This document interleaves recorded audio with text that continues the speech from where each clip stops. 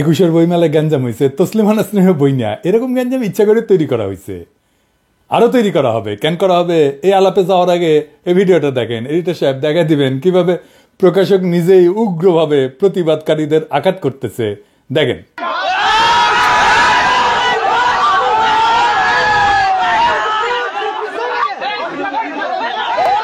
যে স্টল ঘুরিয়ে দেওয়া হবে, এটা কি সাম্যবাদ? এটা কি মানবতাবাদ? স্টল ঘুরিয়ে দাও, স্টল আমরা ঘুরাইছি না না, এই প্রশ্ন দেওয়া আমার কথা বুঝেন ভাই। আপনি আওয়ামী লীগ না বলেন, আপনি আওয়ামী লীগ না, আমি আওয়ামী লীগ না। আপনি নিজে আওয়ামী লীগ, আপনি নিজে আওয়ামী লীগ।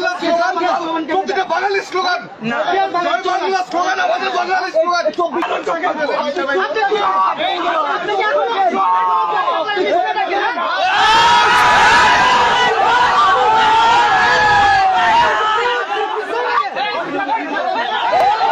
এই ভিডিওটা ভাইরাল হওয়া দরকার ছিল, কিন্তু হয় নাই।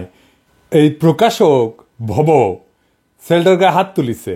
আবার দেখেন এডিটর সাহেব, সে জয় বাংলা স্লোগানও দিছে, মৌলবাদী গালি দিছে, গায়ে হাত তুলিছে, তারপরে কিন্তু হুজুরেরা স্টল ভাঙে নাই। ভব সব রকম ভাবে ট্রাই করছে উস্কানি দিতে। এই ঘটনার সাথে সাথে কলকাতার আনন্দবাজার নিউজ করে বাংলাদেশে নিউজ হওয়ার আগে, মানে আনন্দবাজারের লোক হাজির ছিল ওইখানে, তাই সেই সিন ক্রিয়েট করেছে, গলা ফুলায় জয় বাংলা স্লোগান দিছে। সেই জয় বাংলা স্লোগান যা খুনি হাসিনার আদালতের মাধ্যমে স্লোগান দেওয়াকে বাধ্যতামূলক করেছিল, সেই স্লোগান, সেই ফ্যাসিবাদের স্লোগান, এখন আদালতের মাধ্যমে জয় বাংলা স্লোগান দেওয়াকে ক্রিমিনাল অফেন্স হিসেবে ঘোষণা করতে হবে। আর তা না পারলে জনতার আদালতের মাধ্যমে জয় বাংলা স্লোগান দেওয়াকে ক্রিমিনাল অফেন্স হিসেবে আমরাই ঘোষণা করে দিলাম। কেন করলাম? আসেন সেই আলাদা দেখি। কারণ এই জয় বাংলা হইতেছে সেই আওয়ামী ধর্মের মন্ত্র যা উচ্চারণ কইরা 1972 থেকে 2024 সাল পর্যন্ত হাজার হাজার মানুষকে হত্যা করে ভারত দেবীর চরণে এই নরবলির অর্ঘ্য নিবেদন করছে আওয়ামী লীগ। এবং এই জয় বাংলা স্লোগান উচ্চারণ কইরাই বাংলাদেশের স্বাধীনতা সার্বভৌমত্বকে ইন্ডিয়ার কাছে বিক্রি করে দিছিল হাসিনা মুজিব উভয়। জয় বাংলা স্লোগান ফ্যাসিস্টের স্লোগান, এটা ফ্যাসিবাদের স্লোগান। কেউ যদি এখন জার্মানিতে প্রকাশ্যে নাৎসি পার্টির স্লোগান হেল হিটলার কয় বা জয় হিটলার কয়, তাহলে ইউরোপীয় এই আলোকিত এনলাইটেন্ড সেকুলার লিবারেল প্রগতিশীল আইন কি তারে কোলে তুলে নাচবে? ইন্ডিয়া এবং আওয়ামী লীগ মুক্তিযুদ্ধ নিয়ে, স্বাধীনতা নিয়ে যে বয়ান তৈরি করছে, ওই ইতিহাসকে দুমরায় মুসরায় থেতলাই দেব, বুলডোজার দিয়ে গুড়ায় দেব, তছনছ করে দেবো, একেবারে 32 বানায় দেব। আমরা মুজিব নামের ফ্যাসিস্ট ফেটিশ আইকন, আমরা সেকুলারিজম নামের ইসলাম কোপানির ইন্ডিয়ান মূর্তিটারে ভাঙ্গা গুড়া গুড়া করে দেব। মাত্র 6 মাস আগে কি বিভৎস গণহত্যা চালাইছে হাসিনার খুনি বাহিনী আর ছাত্রলীগ যুবলীগের অস্ত্রধারীরা। পুলিশ আমাদের মেয়েদের তুলে নিয়ে হ্যারাস করছে গণহারে। আমি ডেইলি স্টারকে ধন্যবাদ জানাই এই রিপোর্ট করার জন্যে, যদিও আমরা ওর উপরে বিলাত, কিন্তু এই রিপোর্টটা ভালো করেছে। কিন্তু আমার কাছে যে স্টেটমেন্ট আছে হতভাগ্য মেয়েটার, তার ভগ্নাংশ এই রিপোর্টে উঠে আসছে। আমি আশা করবো ডেইলি স্টার রাগঢাক না কইরা পুরা ঘটনা দুনিয়ার সামনে তুলে ধরবে। যে সমস্ত পশ্চিমা দূতাবাস কিছু হইলেই ফোন মারে প্রফেসর ইউনূসের সরকারের লোকজনদেরকে, তাদের বলতে হবে এই সময় আমাদের বাচ্চাদের রক্ষা করার জন্য কি করছিলা, এখন সেই ফ্যাসিস্টদের রক্ষা করতে আসছো কোন নৈতিক অধিকারে? তো 21-এর বইমেলার ঘটনা নিয়ে মাহফুজ স্ট্যাটাস মারিছে, আসেন সেটা নিয়ে আলাপ করি। মাহফুজ জনতাকে মব বলে উল্লেখ করছে, তাদের ডেভিল বা শয়তান বলে বিবেচনা করা হবে উল্লেখ করছে, তাদের শক্ত হাতে দমন করা হবে, এটাই নাকি শেষ অনুরোধ মাহফুজের। কি আর বলবো ছোট ভাই মাহফুজ, এই এনার্জি আর এই হ্যাডম আওয়ামী ফ্যাসিস্টদের বিরুদ্ধে দেখাইলে ভালো হইতো না? প্রফেসর ইউনূস তো নিজেই বলছেন সরকারের মধ্যে স্বৈরাচারের লোক আছে। শুনো, তুমি নিজেই শোনো, শুনছো কিনা জানি না। তোমরা বলার সময় বলেছো যে আমাদের এখানে স্বৈরাচারী সরকারের লোক বসে আছে, আমাকে এই করছে। তারা চলে যায় নাই। তোমরা বলছো যে তারা সরকারে আছে, আমি বলছি তোমার গ্রামেও আছে। শুধু সরকারকে দেখি আমি চলে গেলাম, ওই সরকারে আছে, তারা কিছু করতে পারতেছে না। তোমার গ্রামে আছে, তুমি কিছু করতে পারতেছো? তুমি তো দুঃখ করতে এসছো আজকে। কাজে সেই তেজ আসতে হবে না, এদেরকে জায়গা দেবো না আমরা কোথাও।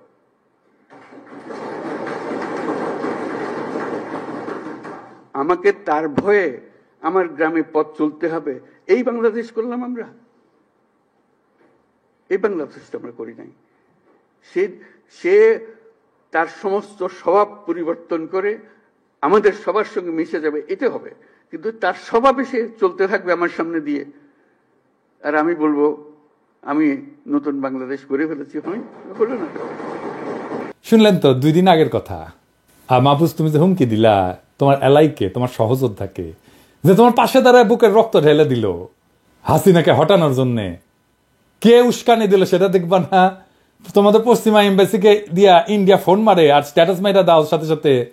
তোমরা যখন গুলি খাইতেছিলে আর দলে দলে মরতেছিলা, বাচ্চা বাচ্চা ছেলে আর মাইয়াদের ব্লকলেট করে তুলে নিয়ে যাইতেছিল, ছাত্রলীগ আর যুবলীগ মুড়ি মুরগির মতো গুলি ছুটতেছিল, হেলিকপ্টার থেকে গুলি ছোড়া হইতেছিল, তখন ফোন মারিছিল তারা হাসিনাকে?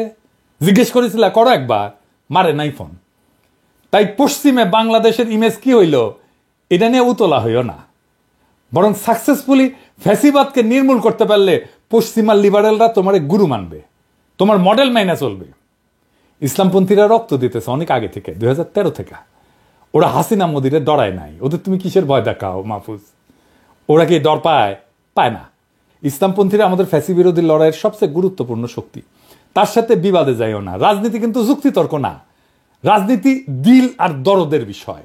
তোমার বন্ধুদের অন্তরের খোঁজ রাখতে হবে। তুমি যাদের খুশি করতে গিয়া পরীক্ষিত বন্ধুদের অন্তরে দাগা দিছো, তারা এটা হতভম্ব, বিষাদগ্রস্ত। তোমার এই বিষয়ে একটা জরুরি কথা বলি আর কি, এটা সরকারের সবার জন্যই প্রযোজ্য। ইসলামপন্থীদের সাথে কেমন আচরণ করবে প্রফেসর ইউনূসের সরকার, সেটা ঠিক করতে পারবে। এটা এখনো মনে হয় ঠিক করতে পারো নাই। বাংলাদেশকে সারা দুনিয়া বা পশ্চিমা বিশ্ব কি নামে, কোন রঙে চিনবে, সে বিষয়ে বাংলাদেশের আরবান এলিটদের একটা উদ্বেগ আছে। কি সেটা? সেটা হইতেছে যে সে ইউরোপ আমেরিকায় যেতে পারবে না, স্কলারশিপ পাবে না, ব্যবসা বাণিজ্য করতে পারবে না। ইসলামপন্থীরা পশ্চিমে যায় না বা যাইতে চায় না তা না, কিন্তু তরুণ ইসলামপন্থী তো মালয়েশিয়া বা তুরস্কে বৃত্তি চায়। আমেরিকান বা পশ্চিমা সাহায্য বন্ধ হইলে ওনারা উতলা হবেন কেন? ইসলামপন্থীরা হবেন না তো। সেই সাহায্য কি ওনারা কখনো পাইছে? যারা সেই তহবিলের কোনো অংশ পায় না, কোনোভাবে পায় না, তাদের কি বাসে যায়? পশ্চিমা দাতা গোষ্ঠী সংস্থাগুলা প্রাথমিক, মাধ্যমিক, উচ্চ শিক্ষাখাতে অনুদান দেয়। সরকারি বেসরকারি স্কুল, কলেজ, ইউনিভার্সিটিতে যায়। মাদ্রাসাগুলোতে একটা ফুটা পয়সাও গেছে? যায়নি। তবে দিতে চাইছে। কখন দিতে চাইছে জানেন? মাদ্রাসা শিক্ষা রিফর্মের জন্য। মানে মাদ্রাসা শিক্ষা আর মাদ্রাসা শিক্ষা বলে চিনতে পারবেন না। শয়তানি দেখেন। কোনো মাদ্রাসায় কম্পিউটার ল্যাব করে দেওয়া যেত না? করছে? করে নাই তো। বাংলাদেশের আরবান এলিটরা মনে করে তার মুসলমান পরিচয় সে পশ্চিমে বিপাকে পড়তে পারে। উল্টা দিকে এই মুসলমান পরিচয় তো ইসলামপন্থীর কাছে স্বপ্নের মতো। ইউরোপ আমেরিকায় ভারতীয় লবির প্রভাবে আপনার সম্মানহানি করতে পারে, কিন্তু কারো জন্য সেটা তো সুযোগ হইতে পারে। একই পরিচয় দেশের রাজনৈতিক প্রতিষ্ঠান আপনাকে জটিলতায় ফেলবে, অথচ অন্যের জন্য সেটা তো বিশাল সুযোগ, বিশাল স্বপ্ন। সুতরাং আপনার যেটা আতঙ্ক, আপনার যেটা ভয়, আপনার যেটা ডর, অন্যের কাছে সেটা হইতে পারে একটা সুযোগ, স্বপ্ন। তাই আপনি কারে সতর্ক করতেছেন মাহফুজ? আপনি যা বলে সতর্ক করতে চাইতেছেন তাতে ইসলামপন্থীদের কিছু যায় আসে না। পরিস্থিতি অত্যন্ত নাজুক, আমি স্বীকার করি।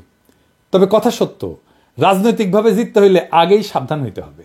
তাই শুধু নিজের ক্ষতির কথা না, বরং অন্যের রাজনীতিতে কি ক্ষতি হইতে পারে সেটা তুলে ধরতে হবে। একবার ঘটনা ঘটলে আপনি যেদিকেই যান ক্ষতি হবেই, হয় ভেতরে নয় বাইরে। ধানমন্ডি 32 নম্বর ভাঙাতে বাংলাদেশে ফ্যাসিবাদী শক্তির লাভ হয়েছে না?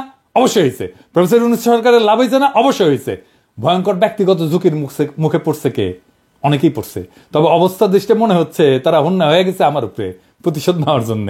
বাসন্তীর জাল পড়া ছবি শেখ মুজিবের গদি নাড়ায় দিছিল। বাংলাদেশ এটার উপকার পাইছে, আজকের বাংলাদেশে এটার উপকার পায়। কিন্তু আফতাব সাহেব যে ছবিটা খিঁচেছিল, নিজের জীবন দিছে, জীবন দিয়ে কাপড়া দিছে তার সাহসী কাজের। 1975-এর বিপ্লবীরা শেখ মুজিবকে জয় বাংলা করে দিছে, কিন্তু নিজেদের কোরবানি দিয়ে দিছে ফাঁসির দড়িতে। এমনকি তাদের সন্তানদেরও ছাড়েনি হাসিনা। আজিজ পাশার মেয়েকে গাড়ি চাপা দিয়ে মারছে। হাসিনা উৎখাত হয়েছে, সারা দেশ আনন্দে, কিন্তু হাজার হাজার বাচ্চা ছেলে জীবন দিছে, পঙ্গু হয়েছে, দৃষ্টিশক্তি হারাইছে। এটাই ক্ষতি, এটাই কোরবানি। দেশের বৃহত্তর স্বার্থে যারা নিজেকে কোরবানি দিতে প্রস্তুত থাকে, যাদের কাছে শহীদ মৃত্যুই নতুন সম্ভাবনার দ্বার, তারা মৃত্যু ভয় বা জুলুমের ভয় এটা দেখানো কি ঠিক মাহফুজ? ঠিক না। যারা হাসিনা উৎখাতের লড়াই ফোরফ্রন্টে ছিল, যারা 32 নম্বর ধূলিসাৎ করে দিছে, তাদের মৃত্যু পরোয়ানা জারি করবেই হাসিনা আর তার দল। এটা যাই নেই, তারা সেই কাজে নামছে। যাই হোক, হাসিনা উৎখাত হয়েছে, কিন্তু আমাদের আরেকটা লক্ষ্য ছিল ভারতের গোলামি, সেটা থেকে মুক্ত হওয়া। সেটা কি হয়েছে? ভারতের গোলামি বিষয়টা কি সেটা একটু বুঝে দেখে আসেন। ধরেন ভারতের একটা রাজ্য মহারাষ্ট্র অথবা পশ্চিমবঙ্গ, আমরা কি ভারতের গোলাম বলি? বলি না। এমনকি বিহার, পাঞ্জাব, এদের ক্ষেত্রেও বলি না, তাই না? কারণ এগুলো ভারতের রাজ্য। তেমনি আমরা টেক্সাসকে যুক্তরাষ্ট্রে গোলাম বলি না, বরং কানাডা বা ব্রিটেন যখন আমেরিকার পররাষ্ট্রনীতির ছায়ায় চলে তখন লোকে তাদেরকে তাবেদার বলে, আমেরিকার তাবেদার, যদিও গোলাম শব্দটা ব্যবহার করে না। কিন্তু শেখ মুজিব বা শেখ হাসিনার ক্ষেত্রে ভারতের গোলামি কথাটা যখন আসে তখন তাদের বাংলাদেশকে ভারতের আরেকটা রাজ্যে পরিণত করতে চাওয়া না, বরং বাংলাদেশকে একটা স্বাধীন রাষ্ট্র ধরে নিয়ে ক্ষমতায় থাকার বিনিময়ে ভারতের প্রতি তাদের আনুগত্য দেখানোর প্রসঙ্গে গোলামি কথাটা বলা হয়। কেন তাদেরকে গোলামি করতে হয়? কারণ তারা বাংলাদেশে জনপ্রিয় না, তারা সবসময় ষড়যন্ত্র করে ক্ষমতায় আসছে। তাই তাদের ক্ষমতায় থাকাটা নির্ভর করে সে কতটুকু গোলামি করতে পারছে। বাংলাদেশের জনগণ যত বেশি তাদের ক্ষমতা থেকে সরাইতে চাইছে, জবাবদিহিতে চাইছে, ততই তারা ভারতের প্রতি আনুগত্যের মাত্রা বাড়ায় দিছে, আর ততই বাংলাদেশের মানুষের উপরে জুলুম হয়েছে। এটাই ভারতের দায়। শেখ মুজিবের বাকশাল আর শেখ হাসিনার অনানুষ্ঠানিক একদলীয় শাসন বা বাকশাল 2.0 এইরকমই ছিল। তারা যখনই ক্ষমতায় যাইতে পারছে তখনই তারা এই গোলামির এজেন্সি নিছে আর দেশের মানুষের উপরে নির্যাতনের স্টিম রোলার চালাইছে। শেখ মুজিবের আমলে 3 বছরের যে স্বৈরাচার এবং কর্তৃত্ববাদ তৈরি হয়েছিল, হাসিনা সেটাকে টাইনা 15-16 বছরে নিয়ে গেছে। শেখ মুজিব ছিল একজন স্বৈরাচার আর হাসিনা হইতেছে একটা পূর্ণাঙ্গ শয়তান। এবার আসেন আলাপ করি কেন ধানমন্ডি 32 নম্বর ভাঙাটা জরুরি ছিল। নিজেকে একটা প্রশ্ন করেন, পূর্ব পাকিস্তানের জনগণ যে বিচ্ছিন্ন হয়ে বাংলাদেশ গঠন করলো, এটা কি ন্যায়সঙ্গত ছিল? পাকিস্তানকে দখলদার হিসেবে কখন আমরা দেখা শুরু করলাম? দখলদারকে উৎখাতের জন্য যুদ্ধ করা, এই সমস্ত নৈতিক বৈধতা কোন জায়গা থেকে আসলো? বাংলাদেশের প্রতিষ্ঠা, স্বাধীনতার যুদ্ধ 100% বৈধ ঘটনা। কেন বৈধ ঘটনা? আর এটা বৈধ হয়ে উঠলো কখন? এটা বৈধ হয়ে ওঠে 25শে মার্চের রাতে, তার আগে না। 25শে মার্চ রাতে পাকিস্তান দখলদার শক্তি হিসেবে মাঠে নামে এবং নিজের দেশেরই পূর্বাঞ্চলের নাগরিকদের হত্যা শুরু করে। এই ঘটনায় ইতিহাসে বাংলাদেশ সৃষ্টির বৈধতা দেয়। ফলে পূর্ব পাকিস্তানের নাগরিকদের বাংলাদেশি হয়ে ওঠা এবং দখলদারদের উৎখাতের জন্য যুদ্ধ করাটা বৈধ হয়ে ওঠে। 25শে মার্চের আগে বাংলাদেশ রাষ্ট্র প্রতিষ্ঠার বৈধতা তৈরি হয়নি। তার আগে সংঘাত ছিল, কিন্তু সমঝোতার সম্ভাবনা ছিল পাকিস্তানের কাঠামোর মধ্যেই। 1952 সালে যে গভর্নর হাউস থেকে বাংলাদেশের মানুষের উপরে জুলুম চালানো হয়েছিল, সেই গভর্নর হাউসকে পরবর্তীতে বাংলা একাডেমি বানায় দিল। হাসিনার গণভবনকে যেভাবে জাদুঘর বানায় দেওয়া হয়েছে ঠিক একইভাবে। আইয়ুব খান রাষ্ট্রীয় প্রচারে রবীন্দ্রসঙ্গীত নিষিদ্ধ করলেন আর পূর্ব পাকিস্তানের মানুষ পুরা দেশ রবীন্দ্রসঙ্গীতে ভাষায় দিল। ফলাফল আইয়ুব খান টিকে থাকতে পারল না। সমঝোতা হইল, অন্তর্বর্তী সরকার হিসেবে ক্ষমতায় আসলো ইয়াহিয়া। নির্বাচন হইল, পূর্ব পাকিস্তানের জনগণ পাকিস্তানের নির্বাচনেই ভোট দিল, কেউ কিন্তু বয়কট করে নাই। বরং অনেকে আওয়ামী লীগকে জাল ভোট পর্যন্ত দিছিল। ইলিয়াস কাঞ্চন হাসিনার নির্বাচনের বৈধতা দিতে গিয়ে ফট করে সেই কথা বলে ফেলছিল। এই যে ফারুক ভাই যেটা বলেছেন যে 70-এর ইলেকশনের সময়, 70-এর ইলেকশনের সময় আমরা নিজেরা ক্যাম্প করেছি এবং আমি ভোটার কিন্তু হইনি, কিন্তু আমি নিজে কিন্তু ফলস ভোট দিয়েছি এবং একটা দুইটা না, অনেকগুলোই দিয়েছি। হ্যাঁ, তো সেইভাবেই কিন্তু আজকে এই দেশ কিন্তু যেমন নির্বাচনে পূর্ব পাকিস্তানের নাগরিকরাই জয় হইল। তার 1947 সালে পাকিস্তান গঠনের সময় মূল ভূমিকা রাখছিল আর 1970 সালে পাকিস্তানের গণতান্ত্রিক ব্যবস্থার মধ্যে ক্ষমতা দখলের সামর্থ্য দেখাইল, হিম্মত দেখাইল। তারপর ক্ষমতার দর কষাকষি শুরু হইল, কিন্তু পশ্চিম পাকিস্তানের বেসামরিক সামরিক এলিটরা শেখ মুজিবকে ক্ষমতার আসনে বসতে দিল না। 25শে মার্চে তারা সামরিক হামলা চালালো, পূর্ব পাকিস্তানের সাধারণ নাগরিকদের হত্যা করতে শুরু করলো। এই হামলায় ইতিহাসে বাংলাদেশ রাষ্ট্রের বৈধতা দিল। বাংলাদেশের স্বপ্ন পশ্চিম পাকিস্তানদের বঞ্চনার শোষণ থেকে শুরু হয় নাই, শুরু হয়েছে পাকিস্তানিদের গণহত্যা থেকে। নিপীড়ন, হামলা, যন্ত্রণা ইতিহাসে বিপ্লবের বৈধতা এনে দেয়। হাসিনার জুলুম, খুন, গুম তাকে উৎখাতের বৈধতা দিছে। আওয়ামী লীগকে নিষিদ্ধের বৈধতা দিছে। ইতিহাসে নিপীড়ক শাসকের বাসভবন, ক্ষমতার কেন্দ্র, এটার ধ্বংসের অসংখ্য উদাহরণ আছে, বহুবার ঘটছে। এটাই হইতেছে প্রতীকী প্রতিরোধ, ক্ষমতা অপসারণের প্রতীক বা গণতান্ত্রিক পুনর্গঠনের অংশ হিসেবে এই ঘটনাগুলো ঘটছে। কয়েকটা উদাহরণ দিই। ফরাসি বিপ্লবের সময় রাজতন্ত্রের নিপীড়নের প্রতীক হিসেবে বাস্তিল দুর্গকে জয় বাংলা কইরা দেওয়া হয়। এটা ছিল ফ্রান্সের রাজনৈতিক বন্দিশালা, যেখানে রাজতন্ত্রের বিরোধীদেরকে আটকে রাখা হইত। দ্বিতীয় বিশ্বযুদ্ধের পরে নাৎসি শাসনের প্রতীক হিটলারের অফিস এবং চ্যান্সেলারি ভবন ধ্বংস করে দেওয়া হয়। এমনকি সোভিয়েত ইউনিয়ন ভাঙ্গা যাওয়ার পরে, সমাজতন্ত্রের পতন হওয়ার পরে সমাজতন্ত্রের সমস্ত প্রতীককে, লেনিনের মূর্তিকে ধ্বংস করে দেওয়া হয়। বাসভবন বা স্থাপত্য নিছক ইট কাঠের গঠন না, এটা রাজনৈতিক ক্ষমতার দমন নীতি এবং মতাদর্শের প্রতীক বটে। মিশেল ফুকো মনে করেন ক্ষমতা শুধু মানুষের মধ্যে না, প্রতিষ্ঠান এবং স্থাপত্যের মধ্যেও নিহিত থাকে। তাই প্রতিবাদ শুধু ব্যক্তি বা সরকার পরিবর্তনের মধ্যে সীমাবদ্ধ না, বরং তার প্রতীক এবং কাঠামোর বিনাশটাও জরুরি। বদ্রিয়ারের মতে রাজনৈতিক ক্ষমতা নিজেকে প্রতীক দিয়ে চিহ্নিত করে। নিপীড়কের প্রতীক ভাঙা তার মানে ক্ষমতার ভিত্তিটাকে নষ্ট করা। জন রলসের একটা ন্যায় বিচার তত্ত্ব আছে, ইংরেজিতে বলে রলসিয়ান জাস্টিস। ইংরেজি যেহেতু কইছে ঠিকই কইছে, তাই না? এই তত্ত্ব অনুসারে যে কাঠামো মানুষের প্রতি অন্যায় করছে তার টিকে থাকার অধিকার রাখে না।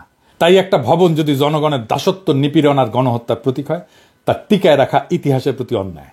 হেগেল বলছিলেন ঐতিহাসিক পরিবর্তন সংঘাত সংঘর্ষের মধ্যে দিয়ে আসে এবং প্রত্যেকটা যুগ তার প্রতীক সৃষ্টি এবং ধ্বংসের মধ্যে দিয়ে নতুন কিছু নির্মাণ করে।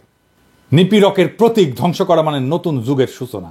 নিপীড়কের প্রতীক ধ্বংস করলে জনগণের ভয়ের সংস্কৃতি দূর হয় এবং তারা নিজেদেরকে ক্ষমতাশালী মনে করতে শুরু করে। যেই ক্ষমতা জনগণের কাছ থেকে কাইরা নেয় স্বৈরাচার এবং ফ্যাসিস্টেরা, সেই ক্ষমতা ফিরায় দেওয়া হয় এইভাবেই। আমরা জনগণের ক্ষমতা ফিরাই দিছি 32 নম্বর ভাঙ্গা। 32 নম্বর ভাঙ্গার ইতিহাস শতাব্দীর পর শতাব্দী জালেমদের জন্য শিক্ষা হয়ে থাকবে, প্রতিবাদী মানুষের জন্য অনুপ্রেরণার উৎস হইয়া থাকবে। এই লড়াই শুধুমাত্র একটা ভবন ধ্বংসের জন্য না, এটা নিপীড়কের প্রতীক ভাঙার, ইতিহাসের গতিপথ পুনর্গঠনের লড়াই এবং নিপীড়িতের শক্তি দেখানোর লড়াই, তার হিম্মত দেখানোর লড়াই। ইতিহাসে যে ক্ষমতা জনগণের রক্ত চুইসা নিজেদের ক্ষমতার দুর্গ বানাইছে, সেই ক্ষমতার প্রতীক একদিন না একদিন মাটিতে গুড়ায় যায়। এটাই প্রকৃতির বিধান, এটাই ইতিহাসের অনিবার্য সত্য। ফরাসি বিপ্লবের বাস্তিল দুর্গ হোক, নাৎসি শাসনের চ্যান্সেলারি হোক, জারের প্রাসাদ হোক, প্রত্যেকটা নিপীড়ন কাঠামোই একসময় গুড়ায় যায় আর জনগণের রক্তের উপরে দাঁড়ায়। প্রত্যেকটা ভবনের ইট জনতার পায়ের নিচে গুড়া গুড়া হয়ে যায়। ধানমন্ডি 32 নম্বর ভাঙা তেমনই এক ইতিহাসের মুহূর্ত, যেখানে নিপীড়নের প্রতীক বিলীন হইল এবং জনগণ দেখালো ক্ষমতা তাদের হাতে থাকে। হাসিনা এবং তার আওয়ামী লীগ এই প্রতীক হারায়, ছটফট করতেছে মরণ যন্ত্রণায়, কারণ তারা জানে প্রতীক ধ্বংস মানে ক্ষমতা হারানোর শুরু, তাদের আদর্শের পরাজয়। তারা জানে একবার জনগণ বুঝে গেলে যে তাদের ভয় দেখায় শাসন করা সম্ভব না, একবার জনগণ বুঝে গেলে যে ফ্যাসিবাদ শুধু ভয়ের উপরে দাঁড়ায় থাকে, তখন ফ্যাসিবাদ আর ফিরে আসতে পারে না। আজকের এই ঘটনা নিছক একটা ভবন ভাঙা না, এটা ফ্যাসিবাদ ধ্বংসের সাইরেন। এটা ঘোষণা দিচ্ছে নিপীড়কের প্রতীক ভেঙ্গা জনগণ নিজেদের ক্ষমতা পুনঃপ্রতিষ্ঠিত করতে শুরু করছে। কেউ ভাবছিল শেখ মুজিব অপরাজেয়, কেউ ভাবছিল হাসিনা অমর, কিন্তু ইতিহাস দেখালো প্রত্যেকটা স্বৈরাচারী শাসকের পতন অনিবার্য। 1975 সালে যারা শেখ মুজিবকে হটাইছে তারা নিজেরা হয়তো কোরবানি হয়ে গেছে, কিন্তু ইতিহাসে তাদের কাছ থেকে শিক্ষা নেওয়া হয়েছে। ফ্যাসিবাদের বিরুদ্ধে লড়াই এক প্রজন্মের কাজ না, এটা শতাব্দীর কাজ। সুতরাং আজকের এই প্রতীক ধ্বংস হইল শুধু শুরু, এটা একটা নতুন বাংলাদেশ গড়ার ঘোষণা। এটা সেই চিৎকার যা ফ্যাসিবাদকে জানিয়ে দেয় তোমাদের সময় শেষ, টাইম ফুরায় গেছে। ধানমন্ডি 32 নম্বর ভেঙে গেছে, ফ্যাসিবাদের শেষও আসছে। এখন আমরা আগায় যাব ভারতের গোলামি ধ্বংসের দিকে। 32 নম্বর ভাঙার ইতিহাস শতাব্দীর পর শতাব্দী জালেমদের জন্য শিক্ষা হইয়া থাকবে আর মজলুমদের জন্য অনুপ্রেরণা হইয়া থাকবে। আমরা বাংলাদেশে আওয়ামী রাজনীতির আর ভারতীয় আধিপত্যের ইট একটা একটা কইরা খুইলে নেব। ইনকিলাব জিন্দাবাদ।